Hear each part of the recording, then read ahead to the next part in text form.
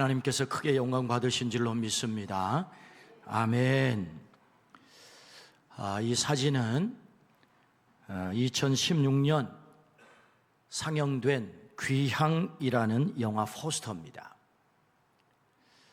강일출 할머니의 실화를 바탕으로 만든 영화입니다. 강일출은 경북 상주에서 태어났습니다. 1943년 16살 나이에 일본 순경에 의해서 끌려갔어요. 중국 심양을 거쳐 장춘, 목단강 위안소에서 일본군 속노예가 되어 극심한 피해를 당해야만 했습니다. 이때 당시에 평균 하루에 한 여인이 감당해야 될 사람이 29명이었다고 합니다.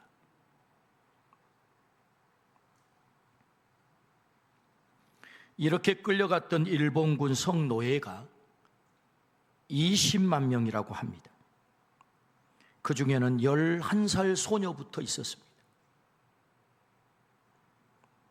돌아온 사람은 겨우 30%에 불과했습니다.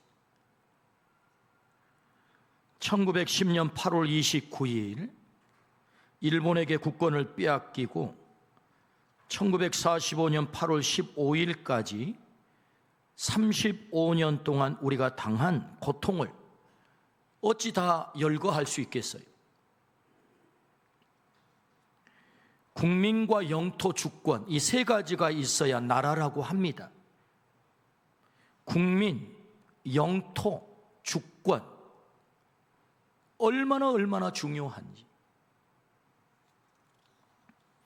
오늘은 광복 79주년 기념주일입니다.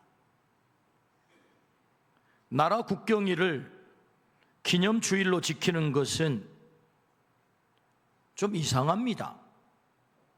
교회가 무슨 국경일을 기념주일로 지킵니까? 라는 질문이 있을 수 있겠지만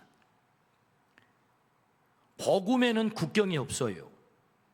그러나 그리스도인에게는 조국이 있습니다. 예수님은 온 인류를 위해서 오셨지만 예수님에게도 조국이 있었다. 이스라엘. 그래서 그 이스라엘을 누구보다도 사랑했다. 우리 주님이. 그러므로 그리스도인에게 조국이 있기 때문에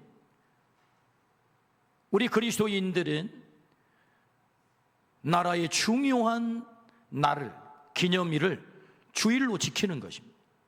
그래서 오늘은 광복 기념주일이에요. 우리가 일본에게 나라를 빼앗겼을 때 총알바지 군인으로 끌려간 사람이 약 20만 명이라고 합니다. 정신대로 끌려간 여성들이 20만 명, 성노예로 끌려간 사람이 20만 명, 노동자로 징용된 사람이 약 720만 명. 1940년도에 우리나라 전체 인구가 약 남북 합쳐서 2,400만 명쯤 된다고 해요. 그 가운데 여러분 1,000만 명이 이 고통을 당한 거예요. 이 외에도 경제적인 수탈은 극에 달합니다. 여러분 목포에 가실 일이 있으면 거기 기념관이 하나 있는데 동양척식 주식회사라고 하는 그 건물을 기념관으로 만들어 놨어요. 일본의 그 만행이 얼마나 잔인한지를 거기 전시해 놓은 이 동양척식 주식회사가 뭡니까? 이 호남의 곡창지대, 군산, 목포 이 모든 곡물들을 다 수탈해 가지고 일본으로 공출해 간 장소가 이 동양척식 주식회사거든요. 그 동양척식 주식회사에 전시된 사진 가운데 제 뇌리에 아주 오랫동안 각인되어서 잊을 수 없는 장면이 하나 있는데 일본 군인이 니폰도로 살아있는 사람 목을 잘라버려요. 머리가 떨어지면서 이 목에서 분수처럼 피가 솟아오르는 그 사진이 걸려 있습니다. 지금도 걸려 있는지는 모르겠지만 잊을 수가 없어요. 일제 식민지 고통은 8.15 광복으로 끝난 것이 아닙니다. 우리의 남북 분단의 아픔이 어떻게 시작이 되었습니까? 2차 세계대전 전후 처리를 위해서 미국과 영국과 소련이 모여서 회의를 합니다. 그것이 43년도 카이로 회담이고 45년도에 얄타 회담이고 포츠담 회담이에요. 이거 우리가 세계사에서 다 배운 내용입니다. 유럽의 전후 처리를 어떻게 했습니까? 유럽의 전쟁의 원흉이 독일입니다. 히틀러가 유럽을 휩쓸었잖아요. 그래서 이 독일을 어떻게 전후 처리를 할까 회의를 했는데, 그것은 독일을 두 동강 내에서 동독은 소련이 지배 감독하고 서독은 영국, 프랑스, 미국이 지배 감독하자, 이것이 전후 처리였어요. 유럽의 전후 처리. 그러면 이 기준으로 똑같은 나라가 회의를 했기 때문에 동아시아 태평양 정쟁을 일으킨 원흉 일본은 어떻게 처리해야 마땅합니까? 그것은 일본을 두 동강 내야죠. 그런데 우리는 오롯이 식민지 나라로 고통을 당한 우리 나라를 두 동강 냈다는 거예요. 천추의 한이 되는 결정이죠. 그 고통은 한국 전쟁으로 이어집니다. 400만 명이 살상을 당하는 이 무서운 동족 상잔의 전쟁으로 이어지게 된 게 이게 뭐예요? 이게 전후 처리를 잘못했기 때문이에요. 1,000만 명의 이상 가족이 발생했습니다. 지금까지 남과 북은 서로 원수가 되어서 총을 겨누고 있습니다. 끝나지 않는 아픔의 광복의 역사이죠. 이 땅의 진정한 광복은 남과 북이 서로 총을 내려놓고 형제로서 하나가 될 때입니다. 그것이 이 땅의 진정한 광복이다. 통일이 험난하고 어려울지라도 우리는 포기할 수가 없습니다. 국제관계는 냉혹해요. 자국의 이익이 그 첫 번째이기 때문에 우리의 우방국이라고 하는 여러 나라들이 있긴 하지만 사실은 따지고 들어가 보면 자국의 이익이 제1번입니다. 때문에 주변국들은 우리의 통일을 환영하지 않을 수 있어요. 자기 나라의 이익의 관계를 따라서. 그럼에도 우리는 주도적으로 통일을 위해서, 하나가 되기 위해서 몸부림을 쳐야 되는 것이다. 그것이 하나님의 뜻이다. 이 조국이 하나가 되어 통일된 조국 되어서 서로의 총을 내려놓고 함께 손을 맞잡고 우리는 한 형제, 한 자매임을 확인하는 것이, 그것이 하나님의 뜻이다. 그런데 최근의 분위기는 몰 역사의식을 가진 사람들에 의해서 이 땅의 분단이 고착화되는 쪽으로 가는 것 같아서 너무 가슴이 아파요.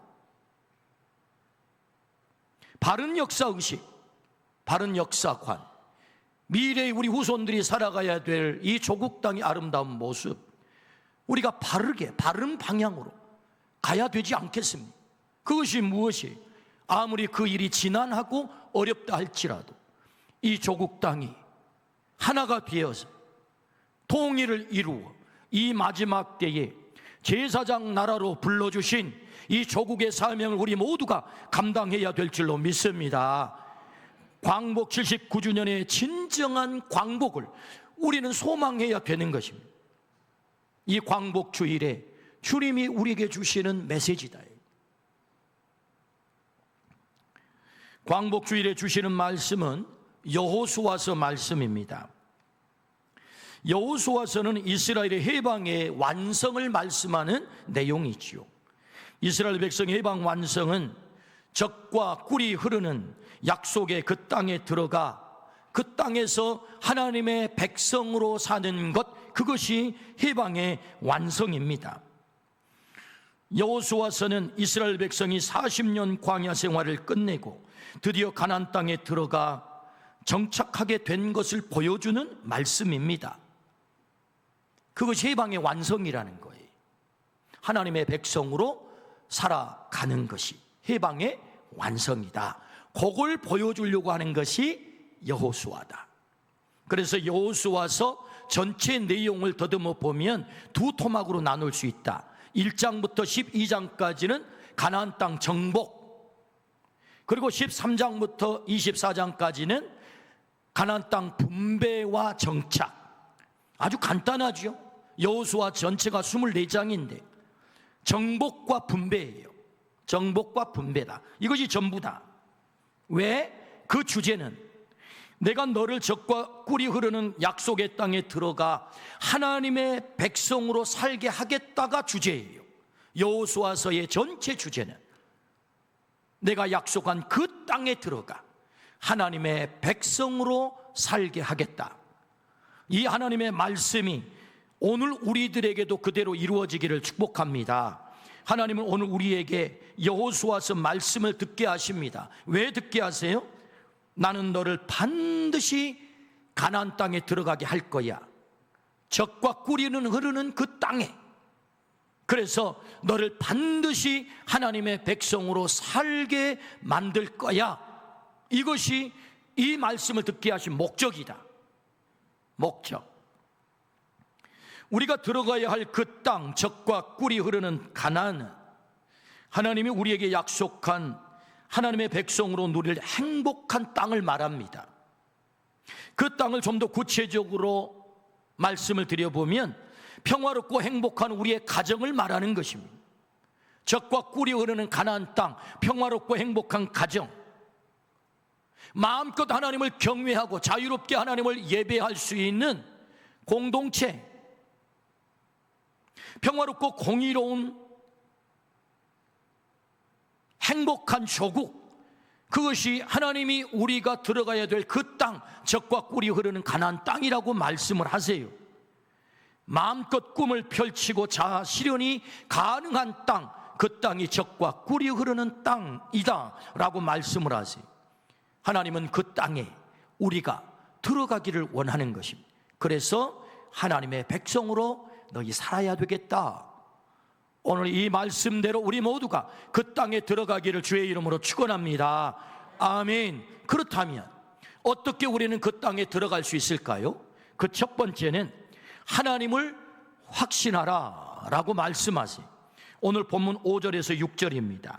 네 평생에 너를 능히 대적할 자가 없으리니 내가 모세와 함께 있었던 것 같이 너와 함께 있을 것임이니라. 내가 너를 떠나지 아니하며 버리지 아니하리니 강하고 담대하라. 너는 내가 그들의 조상에게 맹세하여 그들에게 주리라 한 땅을 이 백성에게 차지하게 하리라. 아멘. 절대자, 절대 리더 모세가 떠났어요.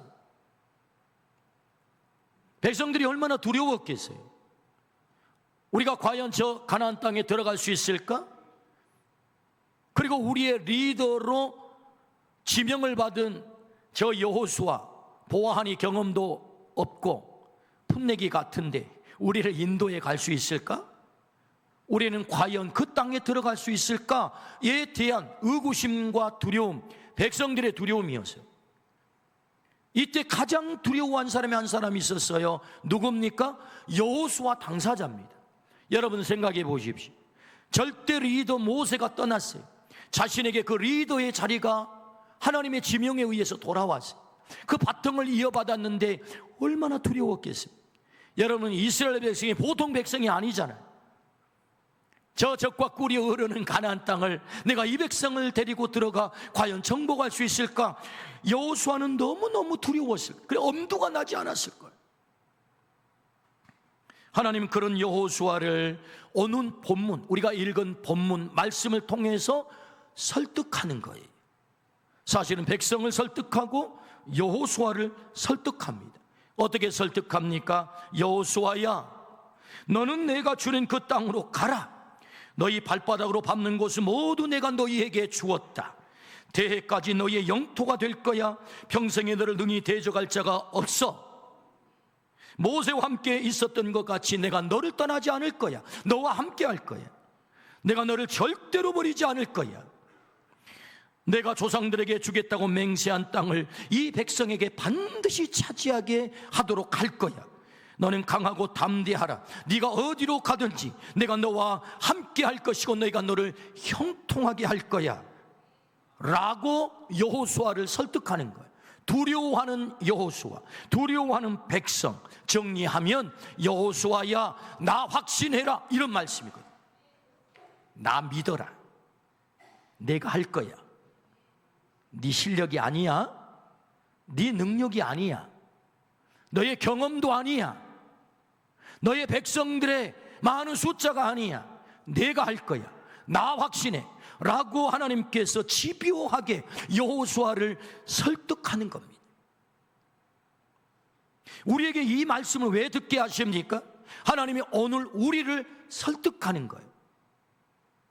우리 앞에 두려움이 있다고요. 염려가 있다고요. 걱정이 있다고요. 우리가 어떻게 저 가나안 땅에 들어갈 수 있겠습니까? 우리가 어떻게 저 어마어마한 일을 할 수 있겠습니까? 저 일은 도저히 불가능해 보이는데 라고 두려워하는 우리들에게 나 믿어, 나 확신해. 하나님은 우리를 설득하는 거예요. 우리가 해야 될 일은 하나님께 설득을 당하는 거예요. 맞아요, 하나님. 하나님은 하실 수 있어요. 나는 못하지만 하나님은 하실 수 있어요. 하나님이 그렇게 약속하셨다면 반드시 이루어질 것입니다 라고 설득당하는 것.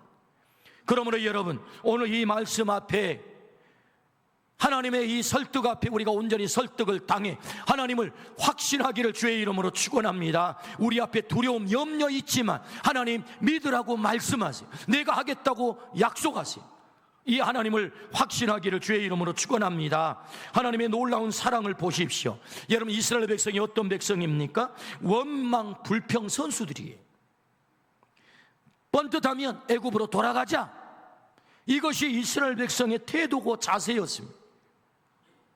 하나님 속상한 것 때문에 그 백성을 손보자고 했다면 아마 수차례 광야에서 그들을 손봐 그들은 남아나지 않았을 거예요.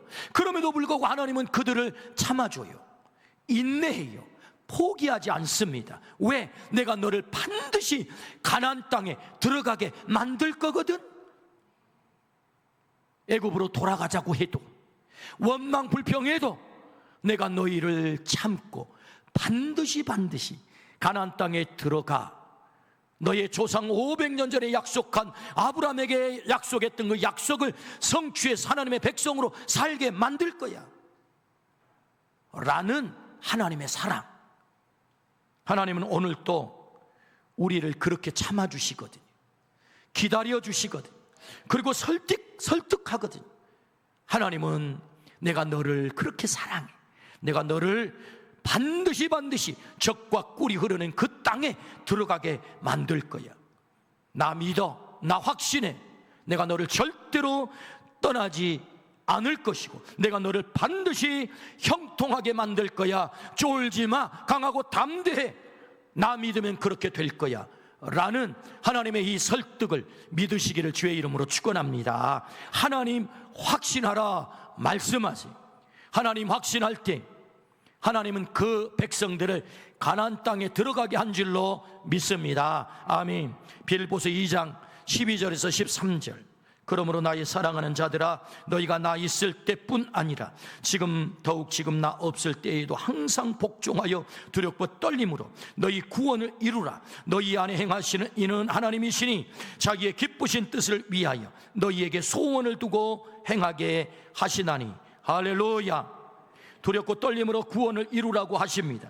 하나님의 기쁘신 뜻을 위하여 내 안에 하나님께서 소원을 두고 하나님이 일하신다 말씀하세요. 하나님이 기뻐하신 뜻이 무엇입니까? 우리가 가나안 땅에 들어가는 것입니다. 영적 구원을 얻는 것입니다.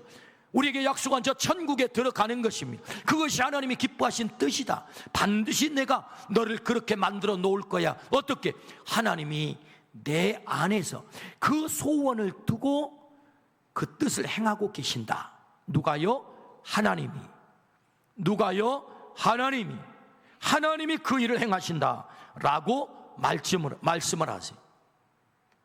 그러므로 이 하나님을 신뢰하기를 축복합니다. 이 하나님을 믿으시기를 축복합니다. 하나님 확신하면 가나안 땅에 들어간다, 그 땅에 들어간다 말씀하세요.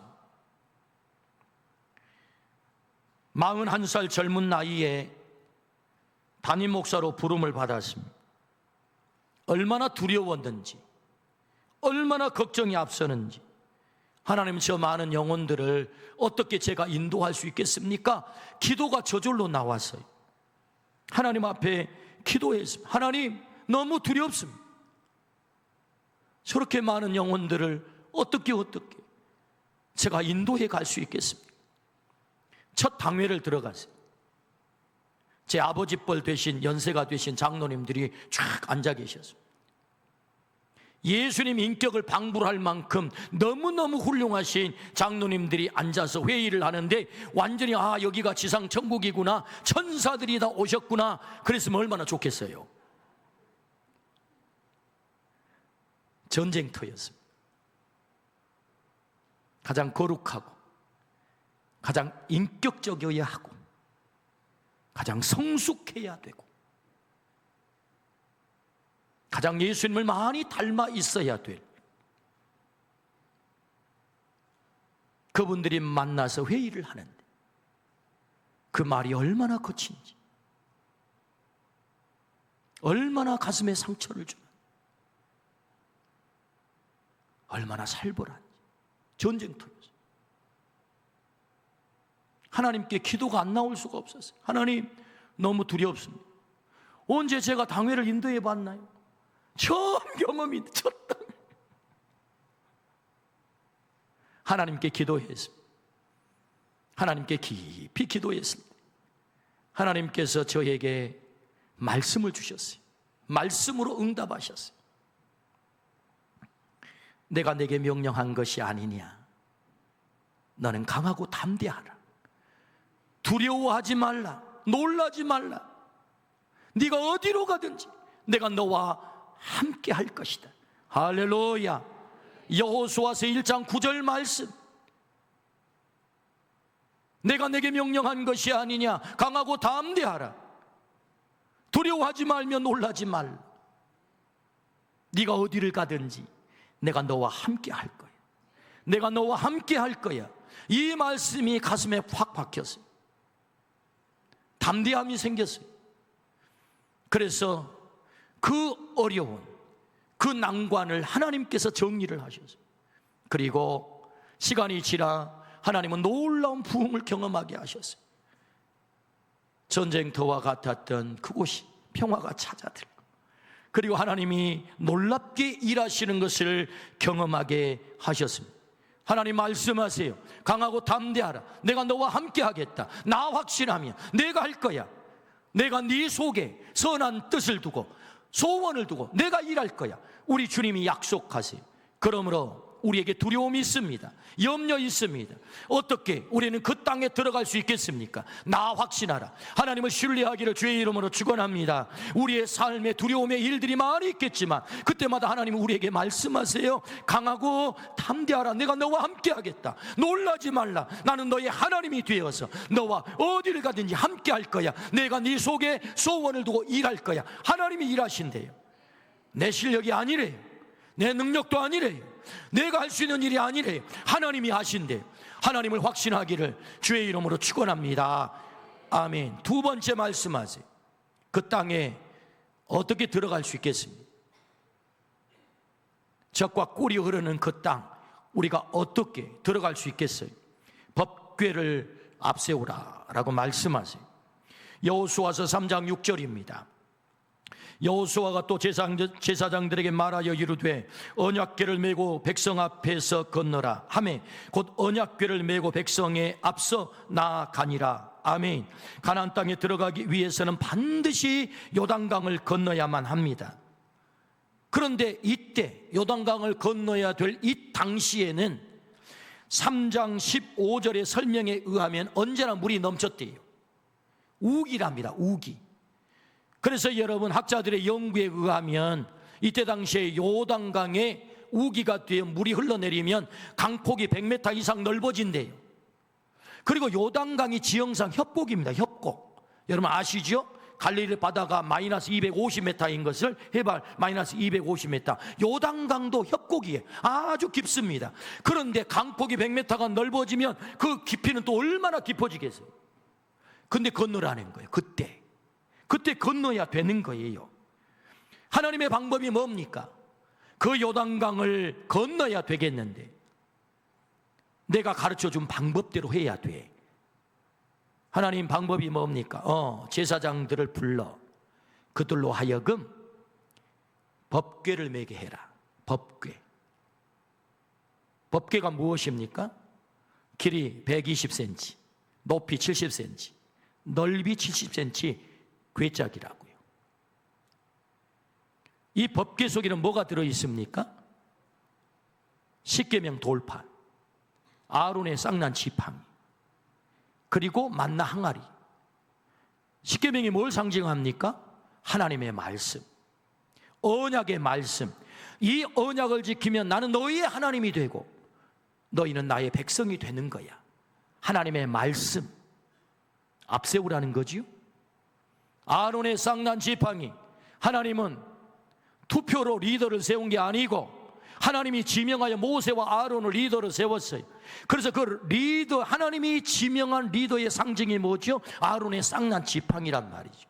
내가 세운 리더를 따라서. 만나 항아리가 뭘 상징합니까? 40년 광야 동안 내가 공급했어, 내가 먹였어, 내가 책임졌어, 내가 너희를 풍요롭게 한 거야. 굶지 않게 했잖아. 상징, 하나님이 그 모든 것을 책임지시는 하나님의 책임. 그 법궤를 앞세우라. 여러분, 이 법궤의 뚜껑은 또 무엇입니까? 법궤의 뚜껑을 가리켜 시은소, 은혜의 보좌, 속죄소라고 합니다. 그래서 이 법궤 뚜껑은 천사가 양쪽에서 날개를 이렇게 덮고 있죠. 여기에 하나님이 임재한다는 거예요. 하나님이 임재하는 자리, 법궤. 그러니까 법궤를 앞세우라. 이 말씀은 하나님 앞세우라. 말씀을 앞세워라. 하나님이 책임져 주시는 하나님의 이 약속을 앞세우라 라는 말씀이지. 법궤를 앞세우고 넘실거리는 황토물이 내려 넘실거리는 요단강에 발을 집어넣으면 내가 그 요단강물을 가를 거야 라고 말씀을 하세요. 하나님 참 고약하세요. 갈라놓고 들어가게 하시지. 왜 그 죽음과 같은 시뻘건 요단강물, 여러분 요단강이 상징한 바가 무엇입니까? 죽음의 강이거든요. 요단강 건너야 천국 가는 거잖아요. 그 죽음의 강 속으로 발을 집어넣으라고 말씀하실까? 홍해는 갈라놓고 들어가라고 하면서 갈라놓고 들어가라 그러면 얼마나 룰루랄라 신나겠어요. 와, 하나님이 또 하셨네. 그런데 하나님은 이번에 달라요. 발을 집어넣어 법궤를 메고 그러면 내가 요단강을 가를 거야. 왜 이렇게 하시죠? 광야 40년 동안 그 백성을 하나님이 훈련시켰다고요. 어떤 훈련? 순종 감옥. 훈련의 최고의 과목은 순종이었어요. 믿음의 또 다른 얼굴이 순종입니다. 하나님 정말로 확신하면, 하나님 정말로 믿으면 하나님의 말씀 순종하게 되어 있습니다. 그 강이 비록 죽음의 강이라 할지라도 하나님이 들어가라고 하시네, 그럼 들어가겠습니다. 법궤를 메라고 하시네, 메겠습니다. 그리고 발을 집어넣는 거거든요. 나 확신을 네 행동으로 확증할 수 있겠어? 나 확신을, 나 믿는 것을 네 몸으로 확증할 수 있겠어? 그것이 요단강에 발을 집어넣는 것이거든요. 믿음으로 발을 집어넣는 것이거든요. 법궤를 앞세우고 발을 집어넣는 것이거든요. 제사장들이 법궤를 메고 요단강에 발을 집어넣었을 때 하나님 말씀하신 것처럼 그 요단강이 갈라진 줄로 믿습니다. 이스라엘 백성이 다 건너게 된 줄로 믿습니다. 여호수아서 3장 17절, 여호와의 언약궤를 맨 제사장들은 요단 가운데 마른 땅에 굳게 섰고 그 모든 백성이 요단을 건너기를 마칠 때까지 모든 이스라엘은 그 마른 땅을 건너갔더라. 할렐루야. 법궤를 앞세웠을 때 요단강이 갈라진 줄로 믿습니다. 발을 집어넣었을 때, 믿음으로 순종했을 때 하나님 확신하고 하나님 말씀대로 하겠나이다, 그 말씀대로 순종하겠나이다. 발을 집어넣었을 때 요단강이 갈라진 줄로 믿습니다. 이스라엘 백성이 건넌 줄로 믿습니다. 왜 굳이 이렇게 해야 됩니까? 백성이 봐야 되거든요. 하나님 믿었을 때, 하나님 확신했을 때, 순종했을 때, 법궤를 앞세웠을 때 어떤 일이 벌어지는지를 백성들이 전부 봐야 되거든요. 그래서 백성들이 다 건널 때까지 어떻게 했다고요? 제사장들은 법궤를 메고 요단강 항복판에 서 있었다고요. 그래서 백성들이 다 보았다고요. 그렇구나. 하나님을 확신했을 때, 믿고 순종했을 때, 법궤를 앞세웠을 때 우리에게 어떤 일이 벌어지는지를 그들이 확실하게 체험을 했습니다. 오늘 우리에게도 이 순종이 있기를 주의 이름으로 축원합니다. 법궤를 앞세우는 순종이 있기를 주의 이름으로 축원합니다. 여러분 생각해 보십시오. 가나안 땅 무혈 입성하는 것 아닙니다. 정복 전쟁을 통해서 입성해야 됩니다. 전쟁할 때마다 그들이 무엇을 앞세웠겠습니까? 법궤를 앞세웠습니다. 그래서 그 땅을 정복한 것입니다. 여러분, 정복하는 것은 목표가 하나이기 때문에 공동의 목표를 이루기 위해서 거기에 마음이 갈라지지 않아요. 그런데 여러분, 정복이 끝났어요. 그 땅을 분배해야 됩니다. 여러분, 분배하는 것은 얼마나 어려운 줄 아십니까? 두 형제가 살았디. 먹는 것 나눠 먹으라 그러면 늘 싸운대요. 힘센 형이 갈라놓고 자기가 먼저 큰 것 집어가고, 동생은 늘 작은 걸 집어가요. 그래서 동생은 늘 우는 거예요. 엄마, 형이 또 그랬어. 그래서 이번에는 엄마가 지혜를 발동했어요. 어떻게 지혜를 발동했느냐? 맛있는 빵을 주면서 나누는 것은 형이 나누고 가져가는 것은 동생이 먼저 가져가라. 나누는 것은 형이 먼저 나누고, 형이 나누고, 가져가는 것은 동생이 먼저 가져가라. 그랬더니 불만이 없어지더라.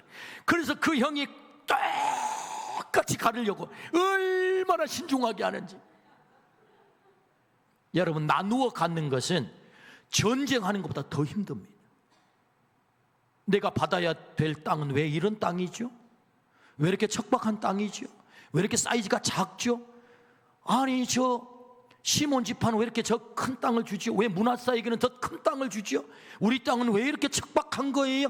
얼마나 불만이 많았겠어요. 근데 놀랍죠? 여호수아를 들여다보세요. 분배하는데 불만이 없어요. 왜? 법궤를 앞세웠거든요. 할렐루야. 법궤를 앞세웠거든요. 주님 말씀하세요. 어떻게 우리가 그 땅에 들어갈 수 있겠습니까? 젖과 꿀이 흐르는 그 땅에 우리가 어떻게 들어갈 수 있겠습니까? 말씀하세요. 법궤를 앞세우라고, 하나님을 앞세우라고, 말씀을 앞세우라고. 우리 모두가 법궤를 앞세우기를 주의 이름으로 축원합니다. 우리의 삶에는 많은 문제들이 있습니다. 갈라지지 않는 요단강, 우리 인생을 막고 있는 요단강 있지요. 내 인생을 삼킬 것 같은 황토물이 시뻘겋게 내려오는 그 죽음의 강과 같은 요단강 있습니다. 내 힘으로 해결되지 않는 요단강 있습니다. 문제에 막혔다면 그 문제를 해결하기 위해서 하나님의 말씀을 찾아야 될 줄로 믿습니다. 말씀을 찾아가서 도대체 이 문제는 어떻게 해결해야 되는 것인지, 그래서 문제가 있다면 답도 있을 줄로 믿습니다. 그 해결자의 답이 우리 하나님이신 줄로 믿습니다. 요단강 문제를 내신 하나님께서 다시 그 문제를 풀어가신다고요. 어떻게? 나 앞세우면 해결되는 거야. 할렐루야. 여러분, 이 법궤를 앞세우기를 주의 이름으로 축원합니다. 그런데 여러분, 이 법궤를 앞세우는 것이 얼마나 힘든 줄 아십니까? 이 시대의 문화가 우리로 하여금 법궤를 앞세우지 못하게 합니다. 법궤를 앞세우는 것 때로는 대단히 미련해 보여요. 하나님을 앞세우는 것 미련해 보여요. 말씀대로 살아가는 것이 미련해 보여요. 그래서 이 땅의 문화는 그것을 자꾸 공격합니다. 그렇게 하면 안 된다고, 그렇게 살면 안 된다고. 그래서 법궤를 앞세우는 이 일이 결코 쉽지 않다. 오직 하면 예수님께서 겟세마네 동산에서 이 잔이 내게서 지나가게 하옵소서, 법궤를 앞세워야 될 예수님마저도 하나님의 뜻을 앞세우기보다 인간적인 예수의 뜻을 앞세웠을까요? 법궤를 앞세우는 것이 어렵다고요. 쉽지 않다고요. 그런데 법궤를 앞세웠을 때 죽음의 강을 건너 온 인류를 요단강, 저 영원한 천국에 들어가게 하시는 길을 여신 줄로 믿습니다. 법궤를 앞세우니 그 일이 가능했다라는 말씀이지. 제가 아는 분이 야심차게 식당을 시작했어요. 365일 쉬지 않고 열심히 장사를 했습니다. 돈 버는 재미가 쏠쏠했습니다. 돈은 잘 벌렸어요. 너무나 힘이 들었어요. 영혼이 공허해졌어요. 영적으로 공허해졌어요. 어린 자녀들은 성장하는데 함께할 시간이 없습니다. 가정적으로 자녀들 때문에 문제가 발생하기 시작했어요. 예배드리지 못함이 너무나 괴로웠어요. 3년을 그렇게 하다가 결단을 했습니다. 과감하게 주일날 문 닫기로 결단했어요. 매출이 평일보다 2배나 더 많이 올랐다고 해요. 주변에서 다 말렸습니다. 너 배부르냐? 너 그럼 망한다. 단골 다 떨어진다. 손님 다 도망간다. 그렇게 주변에서 만류를 했어요. 그런데 떠나간다는 손님들이 물론 주일날 왔다가 허탕을 쳤지만 다른 날 찾아오는 거예요. 17년 동안 지금까지 아무 문제 없이 장사를 너무너무 잘해요. 제가 물어봤어요. 살짝하게 비밀인데 그 친구가 출석하는 교회 목사님한테 11조는 얼마 합니까? 왜 내가 관심이 있어가지고. 그랬더니 3자릿수를 한대요. 이야, 새가 얼만데 문을 닫냐? 17년 동안 주변 상가들은 문 닫고 열고 문 닫고 여는 상가들이 너무너무 많았는데 이 상가는 굳세어라 금수나. 할렐루야. 법궤를 앞세웠다는 거죠, 여러분. 법궤를 앞세웠대요. 하나님을 앞세우고 말씀을 앞세우고.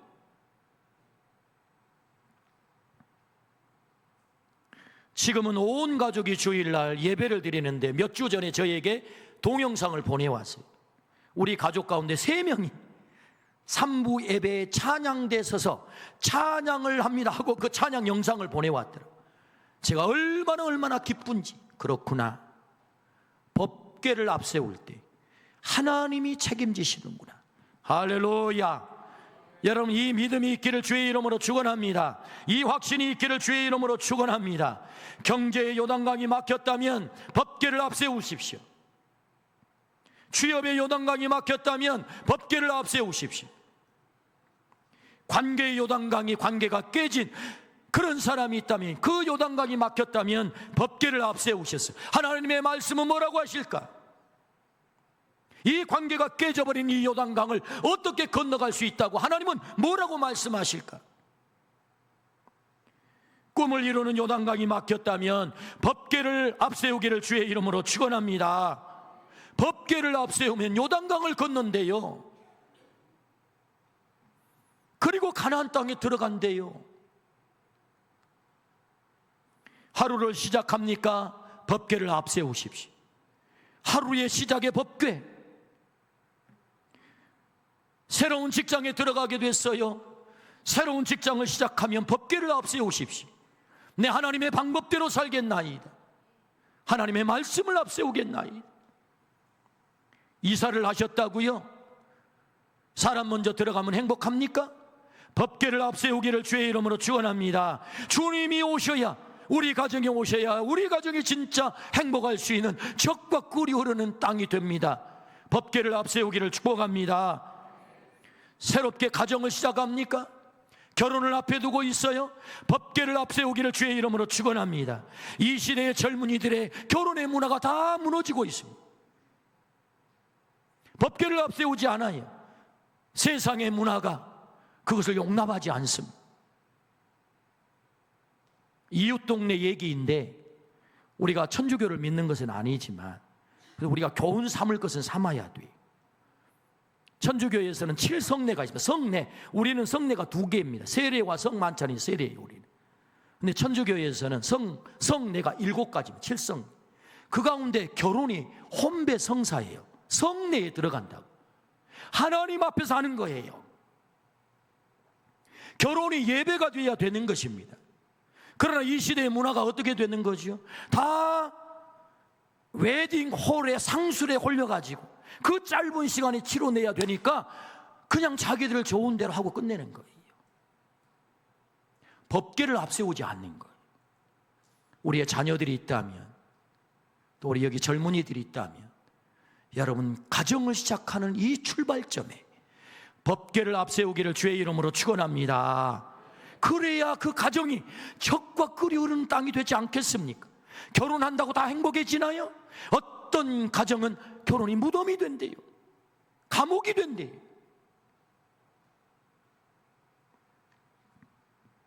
주님이 말씀하세요. 새 생명을 허락받으셨습니까? 법궤를 앞세우십시오. 법궤, 하나님이 보내주신 생명입니다. 사업을 새로 시작하셨습니까? 법궤를 앞세우십시오.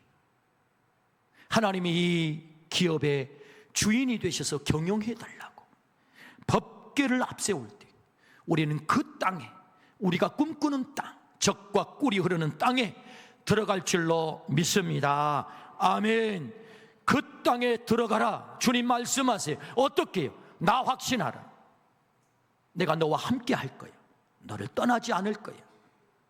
그리고 법궤를 앞세우면 너의 삶이 젖과 꿀이 흐르는 땅이 펼쳐져. 오늘 우리 모두가 그 땅에 들어가기를 주의 이름으로 축원합니다. 아멘. 기도하십시다. 하나님 아버지, 감사합니다.